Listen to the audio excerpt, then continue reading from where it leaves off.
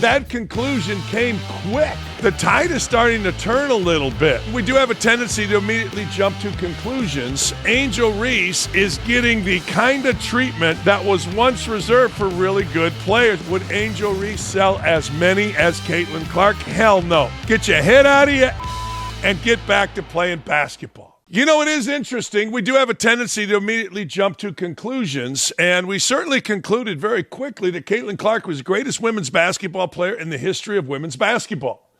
I mean, if you really think about it, that conclusion came quick. That conclusion came really before she even got to the WNBA, and in her defense of that title, she lived up to every expectation except one, and that was really winning. And isn't that what it's really all about? Now, that's very unfair to a young woman coming out of college into a league with a bunch of OGs that are angry at her, that are trying to knock her out her ass, trying to do all those kind of things. But we did, in fairness to the world, to the other women, we did say that she is the greatest, and we got a lot of run on that. I said this, she's the Steph Curry of the WNBA. Her game translates because of her game. The whiteness, the straightness was there only to make others angry. It really wasn't there to promote why she was that popular. And then she has a charm about her. All that's still there, but it is struggling a tad on the other side. People either loved or hated the heel, the Angel Reese, and that crossed racial lines. A lot of white folks think that Angel Reese is terrific. A lot of black folks think that Caitlin Clark is terrific. It truly did and does and still does remind me of Bird and Magic. Obviously different players, blah, blah, blah, blah, blah. And I get it. People don't understand that. Well, the tide is starting to turn a little bit. Caitlin Clark is really struggling, and Angel Reese is racking up double-doubles like it's her job, which, oh, by the way, it is. Well, on Wednesday, Angel Reese was named the cover athlete of the NBA 2K26 WNBA edition, and Reebok unveiled her new signature shoe. Now, for an athlete, well, a lot of athletes, probably Angel Reese, that's far more important than winning games. Her team sucks. She hasn't helped them win. But this dashing photo, which we all know what the next dribble would be, right? See that leg right there? It would go off of her thigh to her opponent for a fast break down the other way. But that's not the point. The point is Angel Reese is getting the kind of treatment that was once reserved for really good players. I'll get into the WNBA Chicago Sky. Look at Angel Reese always trying to look so sexy. She reminds me of that Crockett lady with the fake eyelashes and all that stuff. I don't know. I will say this. Caitlin Clark's new shoe sold out in literally minutes. I'm not sure we have an update, but that is some major star treatment for Angel Reese. But let's be real. The last couple of games, she hasn't exactly dominated on the court. While the media is hyping her up, a lot of folks are wondering if this is about talent or clicks or controversy. Well, I would argue it's about race. I mean, let's just be honest. If Angel Reese is white, she's not getting this kind of attention. But the league, the people that make these covers, not much diversity on that cover, as every single athlete on there is African American. Look, Angel Reese has officially been revealed as the cover athlete for the WNBA edition of NBA 2K26, joining Shai Gilgeous-Alexander, Standard Edition, Carmelo Anthony, Superstar Edition. Wait, I thought diversity was our strength. I thought diversity is what made us great. I don't know. I got a feeling a lot of people are going to buy this game. I got a feeling this bad boy is going to sell out, diversity or not. And I applaud 2K26 for putting people on there that are going to sell it, because that's the job of every business. Now, would Angel Reese sell as many as Caitlin Clark? Hell no. I mean, it's been proven Caitlin Clark by 100 over every other WNBA player, but they went with number 2 and they went with racially safe. I don't think diversity is our strength in there. She's the first player, Angel Reese, is featured on the NBA 2K game that has not made at least one playoff appearance in their pro career.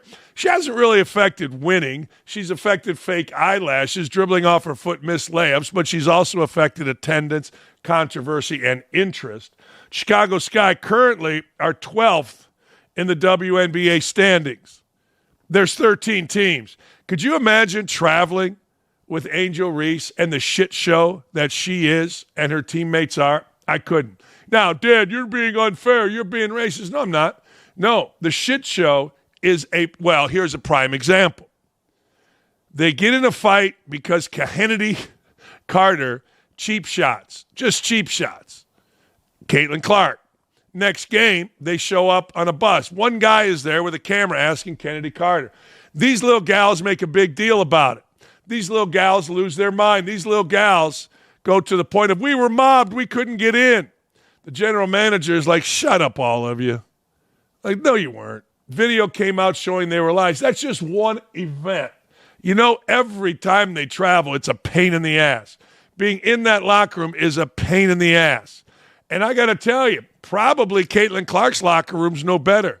The three little girls, Lexi Hall, Sophie Cunningham, and Caitlin Clark, seem to have separated themselves from the team. And that's never good. She also appears, as does Angel Reese, alongside these folks on the special Leave No Doubt edition. Leave No Doubt, Angel Reese will get you to the bottom of the worst league in America. Where's the Leave No Doubt edition? Hey, I'm praising Angel Reese, but I keeps it real, yo. Yeah. She hadn't done shit in terms of winning, but neither is Caitlin Clark. I mean, I guess they won the Commissioner's Cup, but I watched them yesterday in a matinee event. She stinks. They stinks. Anyway, as for the shoe, the Angel Reese Reebok 1 in color diamond dust is a design to pay homage to her culture-driven energy and style while being grounded in innovative performance basketball design. All right. Yeah. She's been in partnership with Reebok since her college days, but last year she signed an extension with a plan to be the face of women's basketball for the brand. I got to tell you, I wasn't even sure Reebok still had a brand. And anybody that is a shoe freak knows Reeboks ain't so good. They ain't so good for dudes. Now, I don't know about for women, and maybe they've upgraded. But wearing Reeboks used to be like wearing slippers. Like, might as well be wearing paper. But I digress. I don't know. The question becomes, is there room for two major shoes in girls' basketball? I say there is. Why? Because mommies and daddies of girls are willing to pay out thousands of dollars for their little girls to participate. They are, just like we are for the boys. It's no different. In fact, there may be more girls. The one threat to girls is probably volleyball for summer inclusion, for summer activity. The one threat to boys is baseball. I don't know, but I'm fascinated. We'll give you an update on how much the Angel Reese Reebok 1, how fast it sold. You can have style. Looks like a white shoe to me. Better not be white. She don't like white. White ain't right, according to Angel Reese. But hey, she is going daily with the double-double, while her intense rival is going daily, either not playing or playing poorly. Caitlin Clark yesterday was legitimately the worst defensive player I've ever seen. In fact, I put a poll out. The worst defensive player I've ever seen in college is a kid at Indiana named James Blackman Jr. And James Blackman Jr. was so bad that when he got hurt at Indiana, despite being a 1,500-plus scorer, Indiana went on and won the Big Ten. I put a poll out. Who is a worse defender? James Blackman Jr., who I famously said on air couldn't guard, quote, a chair, which he couldn't, or Angel Reese. That's bad company. I'm sorry, or Caitlin Clark. That's bad company, Caitlin. Get your head out of your ass, stop doing all the stupid shit y'all are doing, and get back to playing basketball. Or we're not going to care. Doesn't take us very long to go, wait a second, Colts camp opens at the end of July.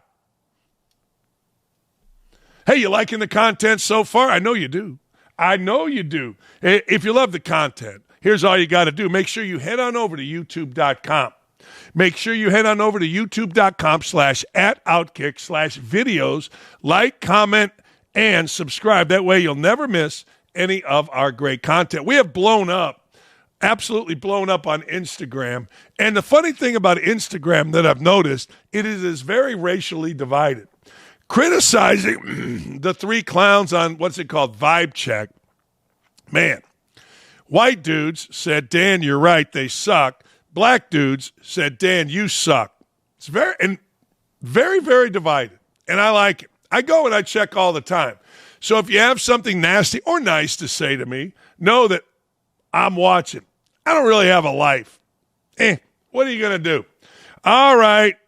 You want to go, tough guy? You want to go? California and Gavin Newsom have been sued by the Department of Justice, the DOJ, baby, over their failure to comply with President Trump's executive order to keep men out of women's sports. This is interesting. This is fascinating. I want you to pay attention to this. Who would have thought that states would be getting sued for failing to protect women athletes, female athletes, from competition against men? Here's Department of Education Secretary Linda McMahon announcing that the Department of Justice is suing Newsom and California. We investigated this. The Office of Civil Rights at the Department of Education investigated. We told Governor Newsom that we'd be investigating these violations. We found California to be in violation of Title IX. We turned it over to the Justice Department, and they announced this morning that they were filing suit against California. So, this is something that President Trump campaigned on. His promises made and promises kept. I think it's just, it is just totally unfair to have men competing against women in sports, and also to share their intimate locker facilities, et cetera. And, women fought hard for these rights. And it is the law, and the president means business with it. Yeah, good for the president. We'll see where it goes. The interesting part about this, as Newsom has acquiesced, I guess, to its citizens, I can't imagine, as this is basically a 80-20 in favor of getting men out of women's sports issue. I guess, I don't know. Here is Newsom. Well, wait a second. Here's more from McMahon. She's saying California has just rejected our resolution agreement to follow federal law and keep men out of women's sports. Turns out Governor Newsom's acknowledgement that it's an issue of fairness was empty political grandstanding. Stunning, really, by the governor. You'll be hearing from Pam Bondi. Pam Bondi, she needs a win.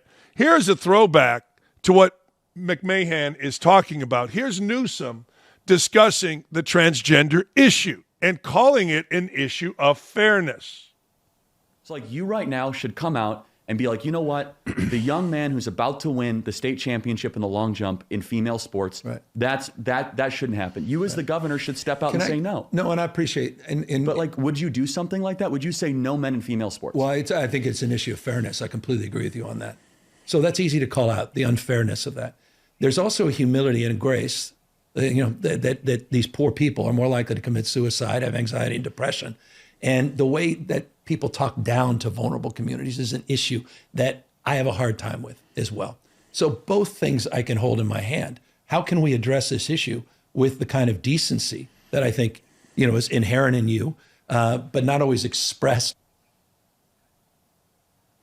Yeah, there you go. See, one of the things that Newsom apparently is very good at, he has been able to play both sides. So you're telling me, let me see if I understand this right.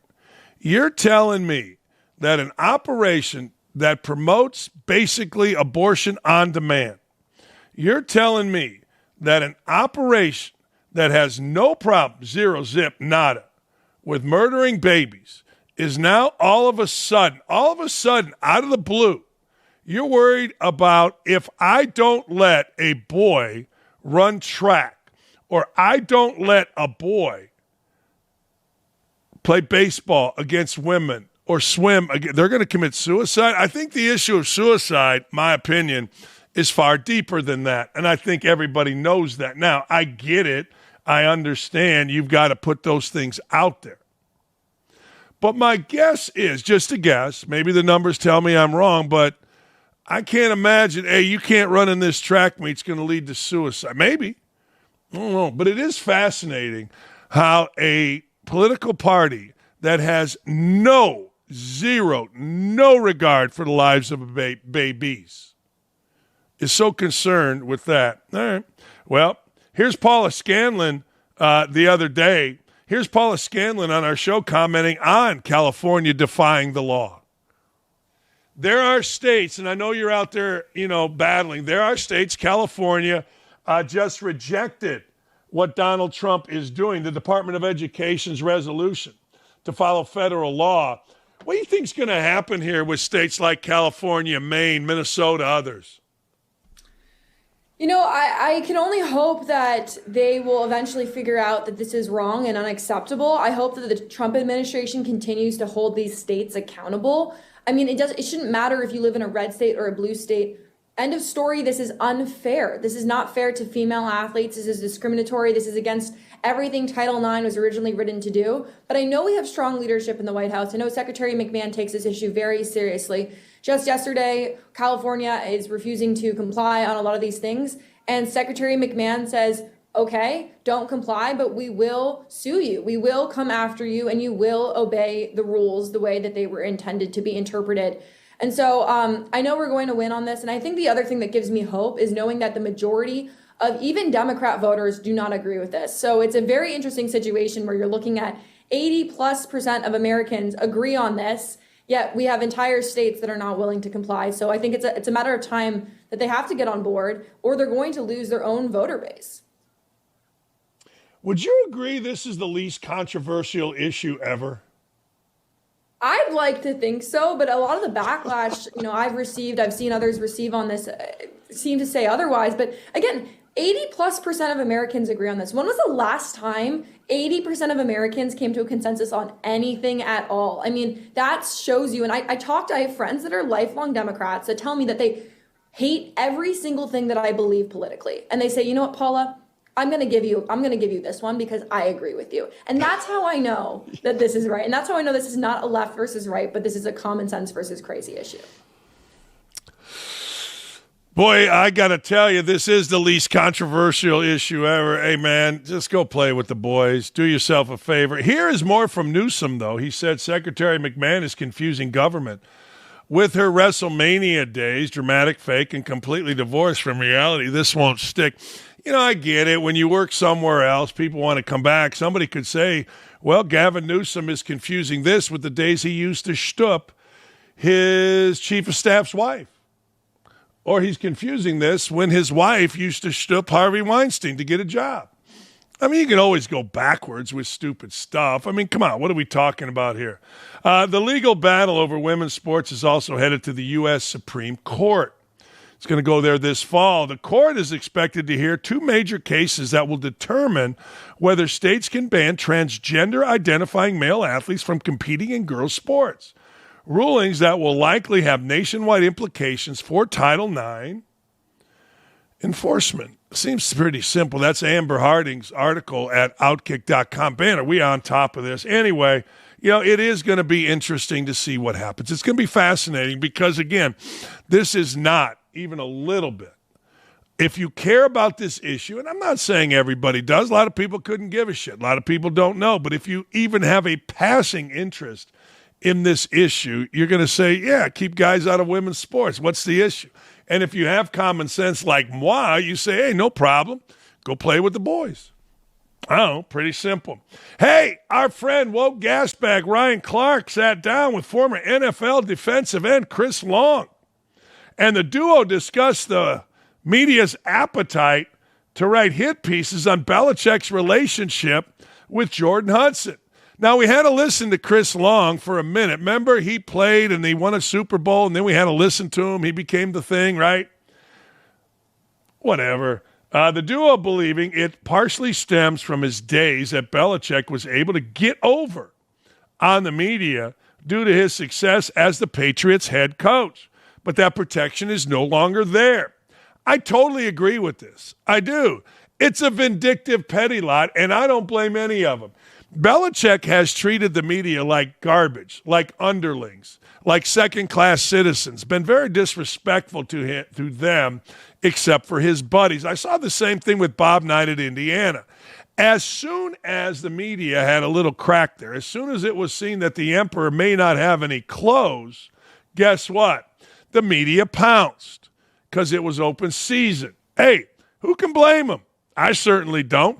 Did it to me at Bowling Green. We had a little fat girl was a writer for the Toledo Blade. She was a complete dumbass, pain in the ass. And I'd be like, yeah, I'd answer her questions, be as respectful as I could.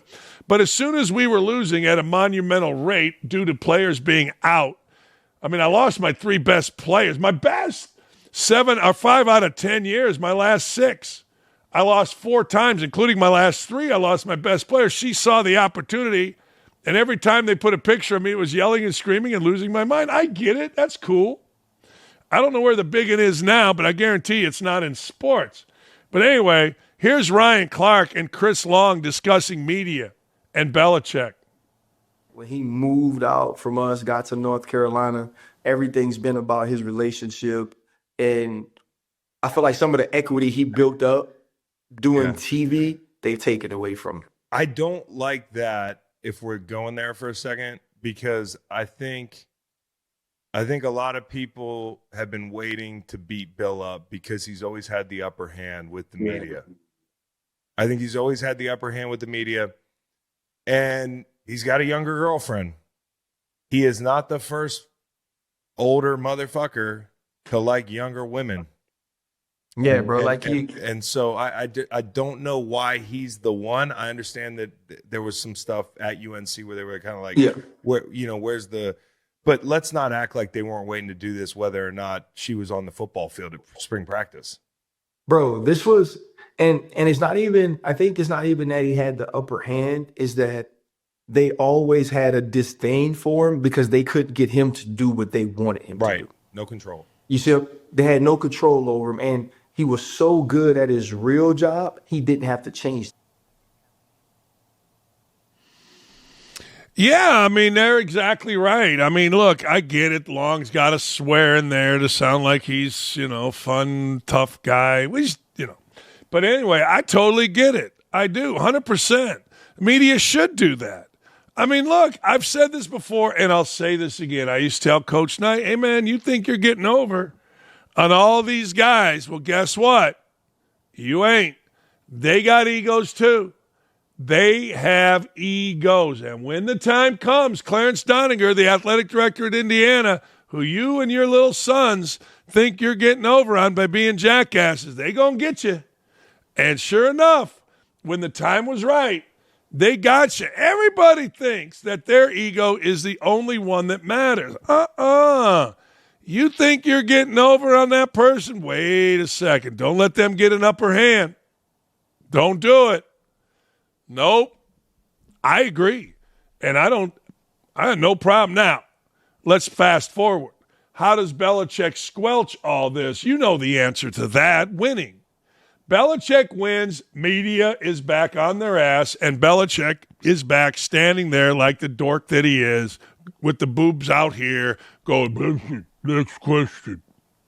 I'm not going to lie to you. I pretty much was that guy when I coached. But now that I've been out of coaching, that guy exhausts me. That guy, I just turn it off. I'm like, shut up. Because when you're in coaching, you think that coaching your team, your players, your operation is the most important thing in the world. And then all of a sudden, you get out of coaching and you realize sports is, I don't know, good for you. You put a ball in a basket. Great for you. Your team won. Maybe I'm too cynical, but I've been out of coaching now for damn near 15, 18 years. And I look at it now and I try to express to my son, it's just silly. So it's also silly, though, to work your ass off all week, win a game, and then have to explain it to the Greg Doyles of the world that if you really explained it to the Dan Wolkins of the world, they wouldn't be able to understand what you were saying anyway. No, it's fascinating stuff. It really, really is. Uh-oh! The NFL got caught.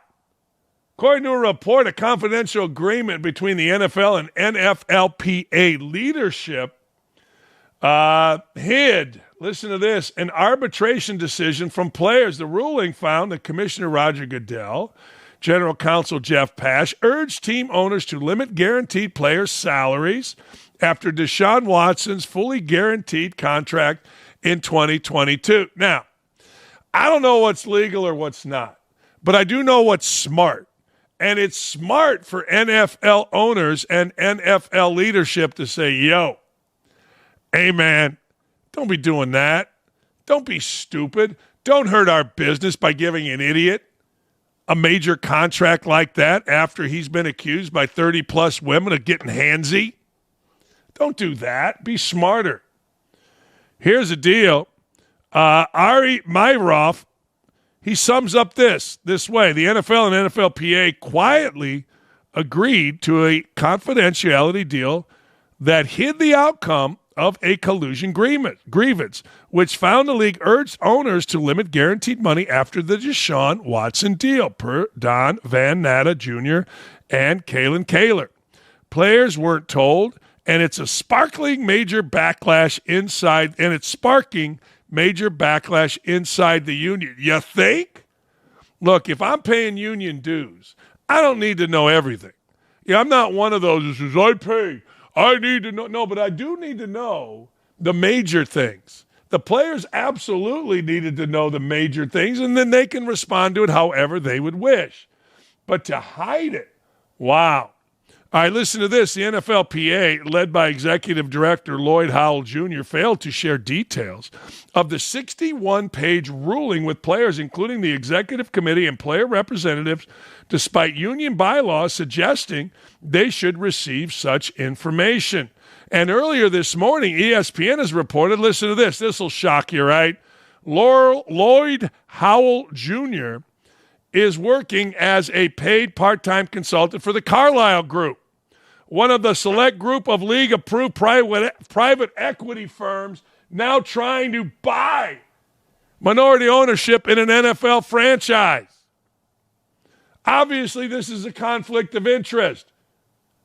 You're working with the owners to hide things from the players. Why? Because you're trying to get in that select men's girls club, whatever club it is. Now the question is, how will the players respond to this collusion and the fact that their own players' union, their own people, their own leadership hid this information from them? Davey, what's going to happen here? What the hell is going to happen here?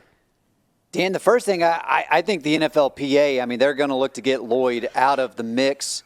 Whenever you have this happen, the way in which it was not, the information was not given to the players, a lot of backlash is coming within.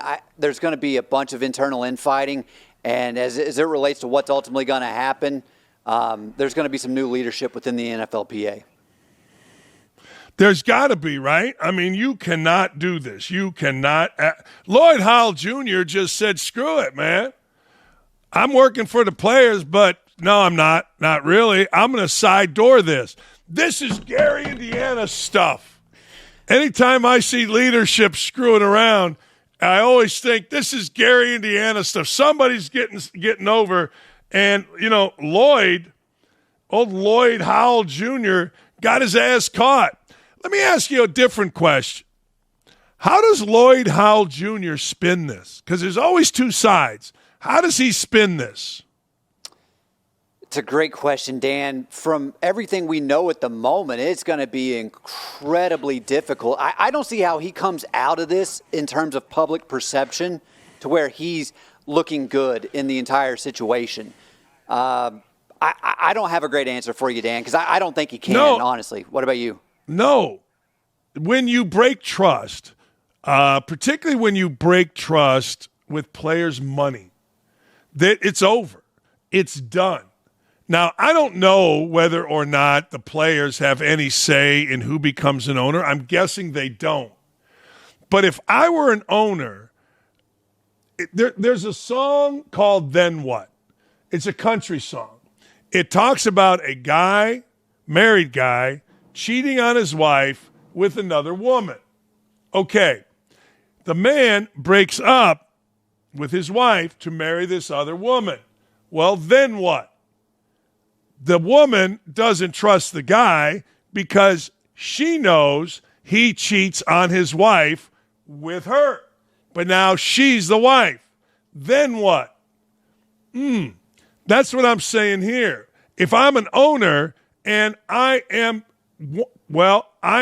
up for approving Lloyd Howell Jr., I know that Lloyd Howell Jr. screwed the people he was working for in the past, which is the players' union. Then what?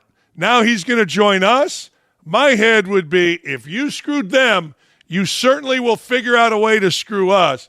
I think any reasonable person, but money does talk, and the equity group is very wealthy. I think then what comes into play, and Lloyd Howell's ass is going to be where it rightfully should be if these reports are true, which is out on his ass. Speaking of out on his ass, Scott Frost is out on his ass after a stint at Nebraska, but he bounced back. He bounced back to go back to his old stomping grounds at UCF, Central Florida. But there's a little bit of something with the Nebraska legend, just a little bit of something. Yes, he flamed out, didn't last very long at Nebraska. But at Big 12 Media Days, for those of you keeping score, that's where UCF is this day. Instead of owning his 16-31 record at Nebraska or addressing persistent game management issues like an astounding 5-22 mark in one-score games, he pins it on location and fit. The deflection doesn't sit well with fans seeking responsibility. Here's what he had to say. Scott Frost on what he learned at Nebraska. Don't take the wrong job. Now, wait a second here. What do you mean? The job was good enough for you to go play there. The job was good enough to have national titles. The job was good enough to put it into the Big Ten. I get what you're saying. Maybe it was the wrong job for you, and you're right. Stay at a job that you can win at. The definition of a good job is one that you can win at. He could win at UCF then. Maybe now, who knows? But damn, you just crushed your alma mater because you couldn't win close games. Hey, I crushed my alma mater because they suck in basketball. Right here. But I wasn't the one doing the sucking, at least not lately. All right, Frost said I wouldn't leave UCF unless it was someplace you could win a national championship. I got tugged in a direction to try to help my alma mater and didn't really want to do it. It wasn't a great move. Lucky to get back to a place where I was a lot happier. Well, no shit. When you go through something that doesn't work, just ready for another chance, and I'm ready for another chance. This is about the Big 12. It's about UCF. Everyone has success in life and failures in life for all sorts of different reasons. I'm excited to get back to a place where my family and I get treated well. So you got treated poorly.